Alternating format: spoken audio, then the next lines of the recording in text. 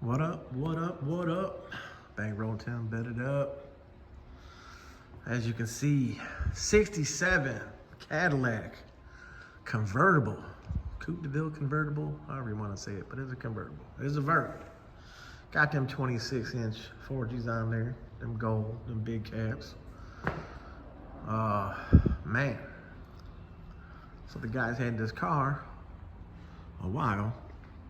He's never been able to drive it. He's been contacting me for a long time, trying to get this thing in here to get it right.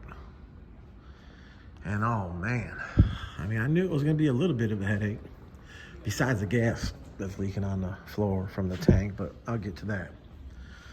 So, obviously it was done somewhere else and then went somewhere else and this and that and blah, blah. So, it's got a big brake kit. You see the big ass calipers. You can see that they're not on, and the car was driven with them not on because, I mean, can you guys see the mess that's going on here? I mean, they narrowed the rear end, but then the backing plate bracket is not here, but here's the caliper bracket. So I couldn't figure out exactly what the hell happened, but I believe what they did is something didn't line up, something didn't clear, something didn't do something. So they welded this piece of steel back here first, and they must not have test fitted the caliper.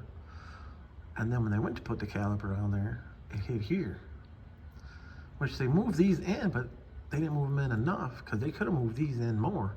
That's another reason why I do the drop boxes, multi-hole, all adjustable shit, and it's badass. So skill level and stuff like that out there, you know, obviously.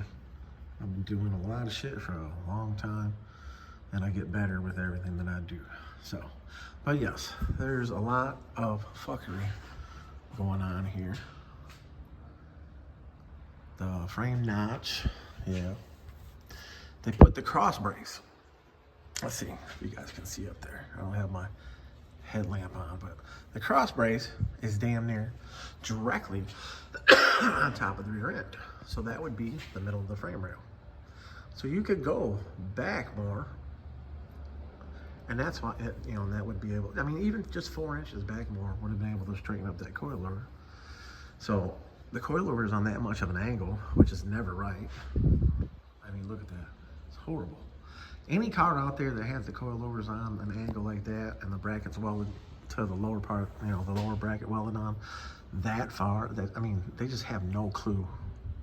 Now, a little bit of an angle and the shock on a little bit of angle, A-bodies, stuff like that, you have to do it a little bit, but never anything that drastic.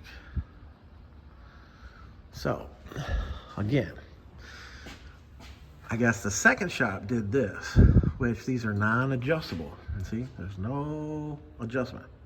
So the rear end is too far back, and there's like, I'm gonna go forward 1.5 inches more than what it was by putting double adjustable lowers. Now, the uppers, this is a 96 Impala SS rear end. Okay, these old school Cadillacs and Buicks and Pontiacs, all that shit, have big stupid ass rear end underneath there. You get rid of that shit.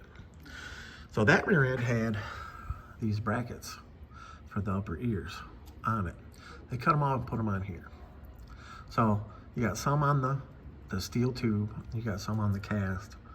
So these I'm probably gonna leave, but I'm gonna take the rear end out of the car and make sure they're fully welded and penetrated to the housing, make sure there's no cracks, get on the inside, because they probably didn't get on the inside.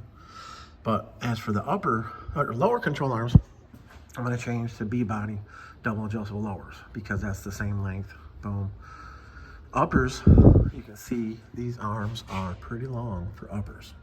So the uppers, I'm going to use a set of G-body upper double adjustable, excuse me, G-body lower double adjustable. And I will be able to, I'm ordering those unwelded, like I used to order all the arms unwelded and sell my own and stuff like that, but I'm gonna order them unwelded, and that way I'll make the length exactly how I want it, but it'll be double adjustable, so that way I can adjust all the pinion angle, everything, side to side, all that shit. So, coilovers, like I said, these are 12s or 14s. Why did they weld this? Why did it break? Why was it broke? I don't understand this. Just this side, not that side.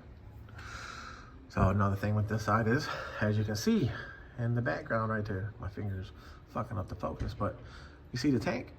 They cut the corner of the tank off where the seam is. Well, guess where the gas is leaking from? It's coming out of that. So yesterday, when he came to drop the car off, he watches the videos and he hears me talking about how people bring cars out of fuel, shit like that, battery dead, all that, blah, blah. So he was being a nice guy and he filled the tank up.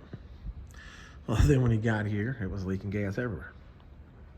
So the car's up in the air, the tank is slanted back, so it's not really coming out. There was only a couple drops on the floor. But last night we had pushed it up there and it was pouring out and filled my drain out. So I had to clean the drain out. It's got the trap in there. And the trap has got all that dust and shit, which you can see over there on the floor. So that still got nothing but gas in it. But I had to put the black Monte Carlo up here yesterday. He drove it out. The ass end, the spring settled a little bit. So it was really soft in the back. So I put the spring up from 12 inches to 11 inches, brought the back of the car up about a half inch, gave it a little bit more sturdiness back there. Adjusted that, boom. I took my wheels off my truck, which you guys can see them back there, and put my winter wheels on. Those are for sale. 7,000 are best offer. They're fucking brand new still. Just a little dirty. So if anybody knows, anybody wants them, off my Trailblazer. Anybody new to the channel, 26 by 12 and 40 by 15, 5 tires.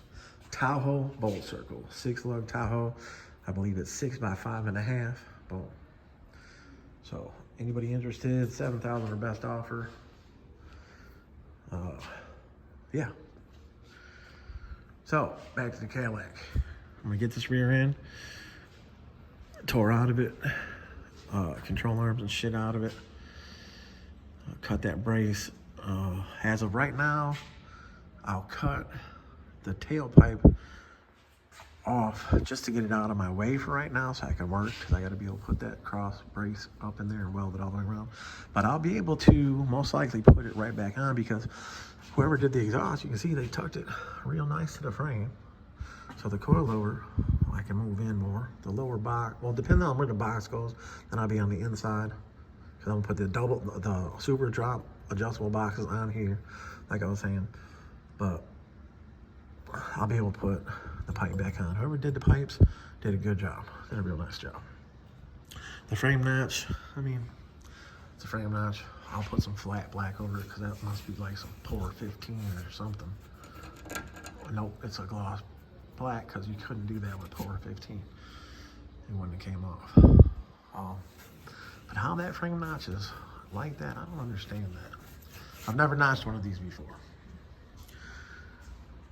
Mooney from Joliet back in the day had that, what was it, like a baby blue, one of these, and it was set up in the air. I think Excalibur did the lift on it when it was Excalibur back in the day. I had to fix a couple things on the front, but it was just some basic shit. But that car drove. But yeah, 67, I think his was a 66 maybe, but this one's 67, convertible.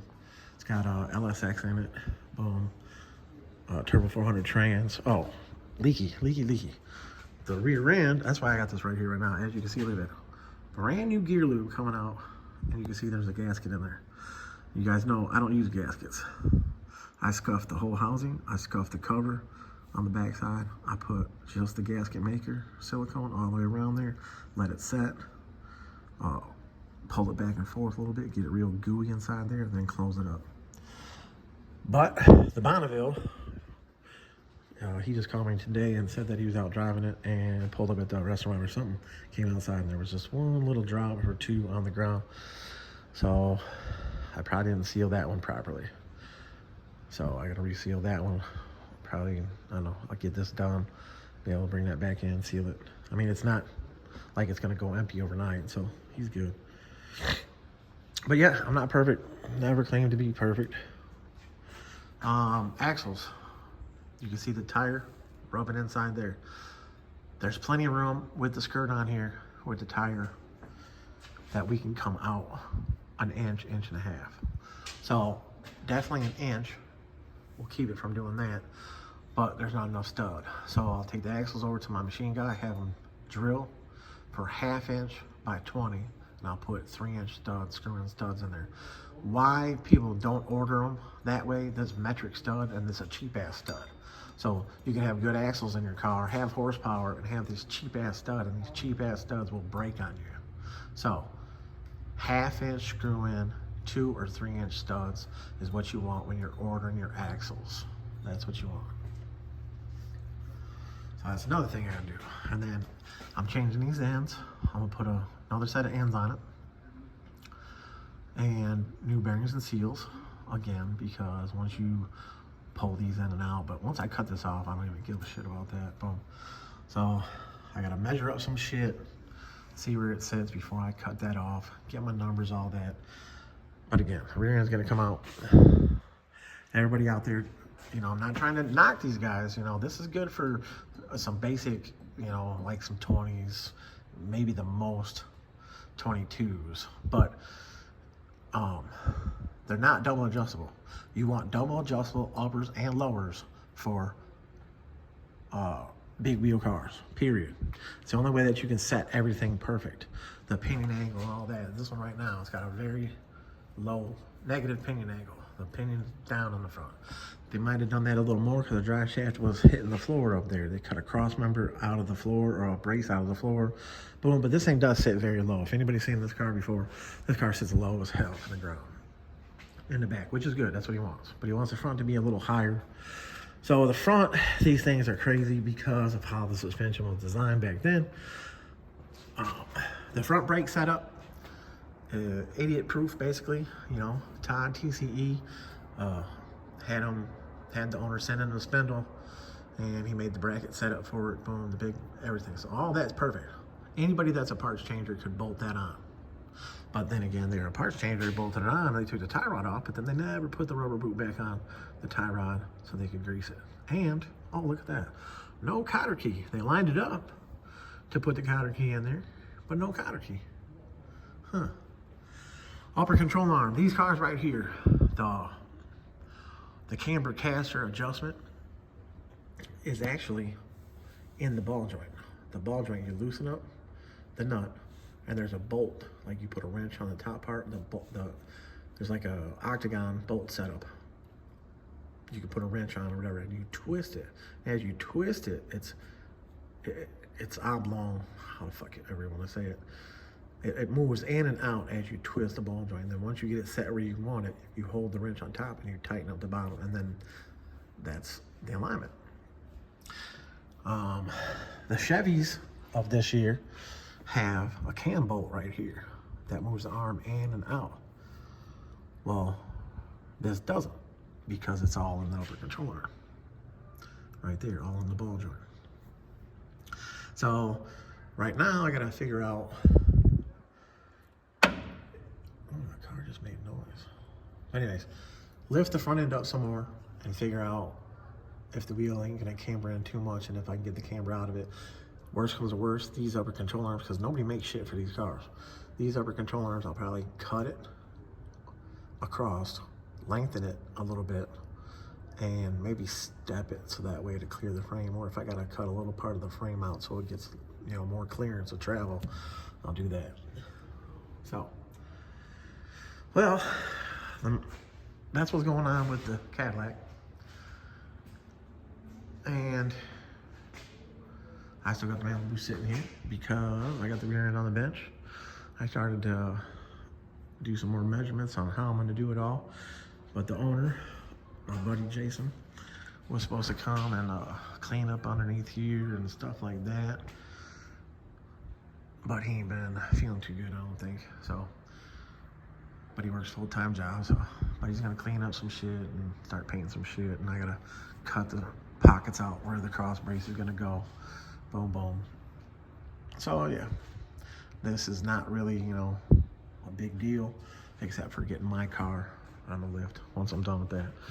But the main thing was the Cadillac, 67 Cadillac Vert, 26-inch Forgiatos. I know the wheels look like a 24 on here, but they're 6s. Car's so big. Other thing with the upper control arm is I might, or if I cut it, and I'll plate it to bring it out, but I'll move it back so I can degree the spindle, so that way we can get the tire off. It barely hits the bumper, but we just want to bring it back some. So by degreeing it like that, the steering arm is in the back. So then it makes the steering arm too low. So then what we do is we heat the steering arm up right here with the torch, put it in the vise, heat it up, and bend it upwards. So that way the tie rod will go in through the back, and it bring the tie rod level up some, so you can get rid of bump steer. But yeah, big ass brakes. Did this car need these big ass brakes? No, not really. The front is a good setup. Like it. The back could have got away without having them, but that's what the owner wanted, so that's what it is. All right, y'all. Bankroll Tim, bet it up. 16 minutes of your life you're never gonna get back if you watched the whole video. But all right, I'm outies. Appreciate y'all. Peace.